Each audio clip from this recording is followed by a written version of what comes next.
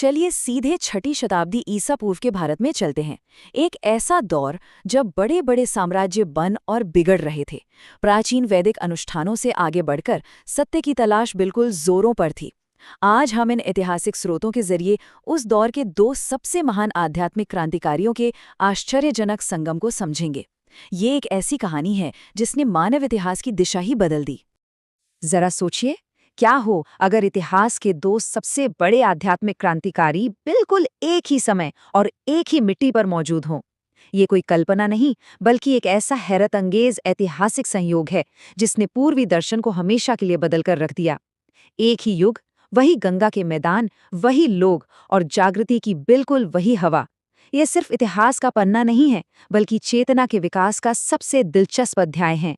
और ये जो एक छोटी सी लाइन है ना, एक ने संतुलन की कला सिखाई तो दूसरे ने शुद्धता की, ये उनके दर्शनों के बीच के सबसे गहरे तनाव को पूरी तरह सामने लाती है। दोनों ने ही पुराने कर्मकांडों को ललकारा, दोनों को ही एक गहरी शांति की तलाश थी। लेकिन वहां तक पहुंचने का उनका तरीका वो बिल्कुल अलग था। एक तरफ नदी जैसा गहरा ठहराव था तो दूसरी तरफ लोहे को तपाने वाली आग। आइए सबसे पहले इनके समानांतर रास्तों पर नजर डालते हैं, क्योंकि ये दोनों ही एक ही युग के राजकुमार थे। अब इस दिलचस्प जानकारी को देखिए। सिद्धार्थ गौतम और वर्धमान दोनों की शुरुआत बिल्कुल एक जैसी शाही पृष्ठभूमि से हुई थी। दोनों क्षत्रिय राजकुमार थे, महलों के ऐशो आराम में पले बढ़े थे। लेकिन जिंदगी के एक ऐसे मोड़ पर आकर दोनों ने ही सत्य की खोज में उस आलीशान दुनिया को ठुकरा दिया। उन्होंने उस वक्त के धार्मिक आडंबरों को नकार दिया और कर्म और मोक्ष के नए रास्ते बनाए। ये दरअसल दो समानांतर क्रांतियों की शुरुआत थी। इस टाइमलाइन को देखकर एहसास होता है कि ये ओवरलैप कितना दुर्लभ था। हालांकि महावीर स्वामी के जीवनकाल को लेकर जैन विद्वानों और यूरोपीय इतिहासकारों की तारीखों में थोड़ा मतभेद है, लेकिन एक बात बिल्कुल साफ है, ये दोनों महापुरुष बिल्कुल एक ही युग में इस धरती पर थे और एक ही हवा में सांस ले रहे थे।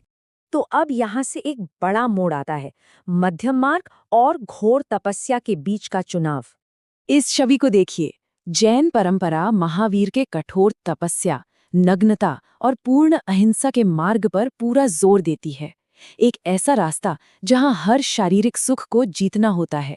चिलचिलाती धूप में बिना हिले खड़े रहना, हर तरह के कष्ट सहना, ये सब शरीर और भौतिक इच्छाओं पर जीत पाने का एक बेहद कठोर तरीका था। सच में इसीलिए उन्हें महावीर यानी महान नायक कहा गया। खैर, बुद्ध का मार्ग एक शीतल चांदनी की तरह था। उन्हें लगा कि बहुत ज्यादा तपस्या से शरीर टूट जाता है, इसलिए उन्होंने मध्यम मार्ग चुना, जहां आत्मा को अनित्य माना गया। इसके ठीक उलट महावीर का नजरिया तपते हुए सूरज जैसा था।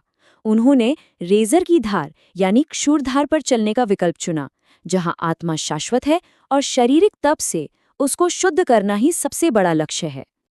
चलिए अब उस मुद्दे पर आते हैं जिसने सबसे बड़ी बहस छेड़ दी, कर्म और मन का महाविवाद।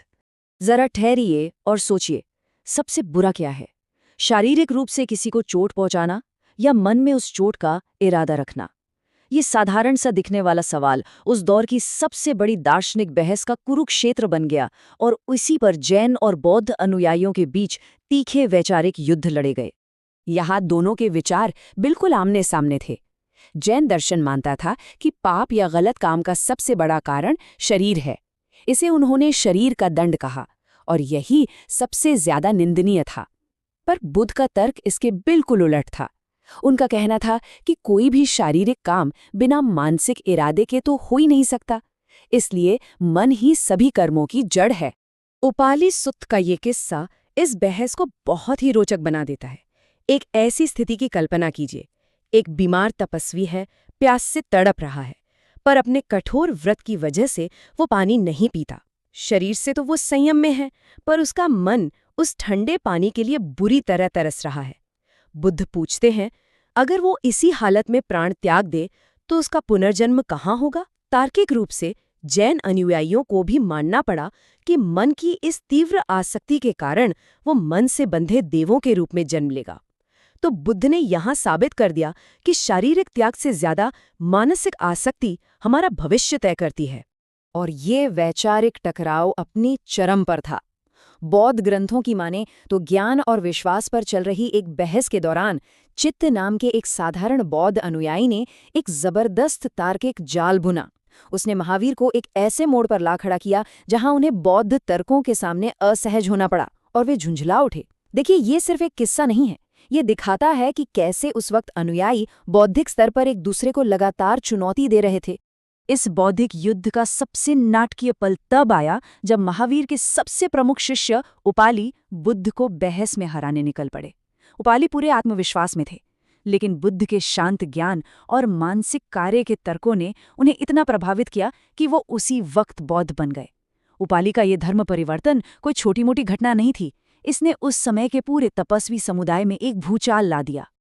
अब एक ऐसा सवाल जो हम सबको सोचने पर मजबूर कर देता है, क्या ये दोनों महानुभाव कभी आपस में मिले थे? ये सच में इतिहास का एक बहुत ही पेचीदा रहस्य है।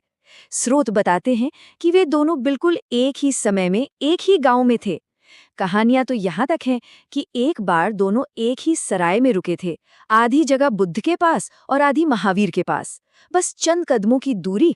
फिर भी वे कभी आमने सामने नहीं आए, उन्होंने एक दूसरे से कभी बात नहीं की। है ना अजीब? इस दूरी के पीछे विचारक ओशो एक बहुत ही गहरा पॉइंट रखते हैं। उनका कहना है कि इन प्रबुद्ध गुरुओं ने जानबूझकर मिलने से परहेज किया। क्यों? क्योंकि वे अपनी अपनी जगह पूर्ण थे और एक दूसरे का पूरा सम्मान करते थे, पर वे जानते थे कि उनके अनुयायी अभी उस चेतना के स्तर पर नहीं पहुंचे हैं कि दो बिल्कुल अलग रास्तों की पूर्णता को एक साथ समझ सकें। तो ये दूरी किसी अहंकार की नहीं, बल्कि शिष्यों को भ्रम से बचाने के लिए थी। खैर, आइए आखिर में बात करते हैं इनकी जागृति की विरासत की और देखते हैं आज इनका क्या महत्व है। सदियों बाद भी ये देखना बेहद दिलचस्प है कि कैसे हर परंपरा अपने विश्वासों की पूरी दृढ़ता से रक्षा करती है। बौद्ध ग्रंथ जहां बुद्ध को इन बहसों में विजयी बताते हैं और दावा करते हैं कि उपाली के जाने से महावीर का दिल टूट गया था, वहीं जैन दृष्टिकोण दृढ़ता से मानता है कि बुद्ध का रास्ता अलग था और वे तीर्थंकर नहीं थे। दोनों ही दर्शन एक दूसरे को खारिज नहीं करते, पर हाँ, अंतिम मुक्ति के अपने अपने मार्ग पर बिल्कुल अटल रहते हैं। एक ने जीवन में संतुलन सिखाया तो दूसरे ने घोर तपस्या। तो अगर परम सत्य एक पर्वत के शिखर जैसा है, तो क्या सच में इस बात से कोई फर्क पड़ता है कि हम वहां मध्यम मार्ग से पहुंचते हैं या रेजर की धार से? ये वो सवाल है जो आज तक गूंज रहा है। ज्ञान पाने के अनगिनत रास्ते हो सकते हैं, और इतिहास का यह दिलचस्प अध्याय हमें सत्य की इन्हीं असीम संभावनाओं पर विचार करने के लिए छोड़ जाता है।